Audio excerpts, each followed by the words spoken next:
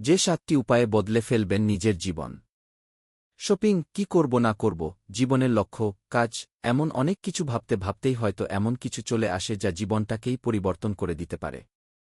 তবে জীবনের সন্তুষ্টির জন্য আগে অবশ্যই দেখতে হবে নিজের আইডিয়া ও কাজের পরিকল্পনা। যখন আপনি নিজের কোনো দীর্ঘমেয়াদী পরিকল্পনা করবেন এবং সেখানে একটির পর আরেকটি দেখুন ভালোভাবে। হয়তো নিচের এ বিষয়গুলো সেখানে আছে। ১. প্রথমে ভালোভাবে চিন্তা করুন। নিজের করণীয় সম্পর্কে তালিকা করার আগে আপনাকে ভাবতে হবে কি করা উচিত আর কি করা উচিত না। সব লিখে তারপর দেখুন কোনটিকে বেশি অগ্রাধিকার দেয়া দরকার। চিন্তাগুলোকে একটি কাঠামোতে সাজিয়ে ফেলুন। দেখুন কোন সময়ে কোনটি করলে ভালো ফল আসবে। এভাবে ভেবে চিন্তে এগুতে থাকুন এবং তালিকাটি করেই ফেলুন। এতে করে আপনি যাই করবেন তাতে একটি মানসিক সন্তুষ্টি থাকবে আপনার। চিকিৎসা বিজ্ঞানীরা বলেন আমরা একই সময়ে আমাদের মাথায় 4টি বিষয়কে রাখতে পারি।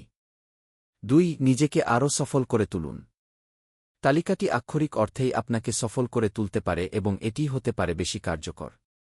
মনোবিজ্ঞানী জর্ডান পিটারসন দেখিয়েছেন যে শিক্ষার্থীরা একটি প্রক্রিয়া অনুসরণ করলে তাদের পারফরম্যান্স ভালো হয়। তাই একটি কলম নিন, সাথে এক টুকরো কাগজ। নিজের লক্ষ্যগুলো লিখতে শুরু করে দিন। 3. অর্থ সঞ্চয় করুন। নিজের অর্থ সঞ্চয়ের বিষয়ে ভাবতে হবে। অর্থাৎ কোথায় গেলে আপনার জন্য সাশ্রয় হবে সেটিও জানা থাকা উচিত। তাই ধরুন শপিংয়ে যাবেন, তাহলে লিখে ফেলুন কি কি কিনবেন। তারপর দেখুন কোথায় সেটা আপনার জন্য সাশ্রয়ী হবে। এটি আপনাকে অতিরিক্ত অর্থ ব্যয় থেকে রক্ষা করবে। 4. আত্মসন্দেহ থেকে মুক্ত থাকুন ও আত্মবিশ্বাসকে আরও জাগ্রত করুন। ধরুন হঠাৎ যদি মনে হয় যে জীবন আপনি পার করছেন তা যথেষ্ট ভালো নয়, তাহলে একটি সঠিক তালিকায় আপনাকে সে পরিস্থিতি থেকে বের করে নিয়ে আসতে পারে। আপনি আপনার ছোট বড় সব অর্জনগুলো তালিকায় তুলে ফেলুন। দেখবেন সত্যিই কি দারুণ সময় গেছে আপনার। মানুষ এ আত্মবিশ্বাস নিয়েই সমস্যায় ভোগে। তাই এ তালিকাটি করুন, সেটি যে ধরনের সাফল্যই হোক না কেন।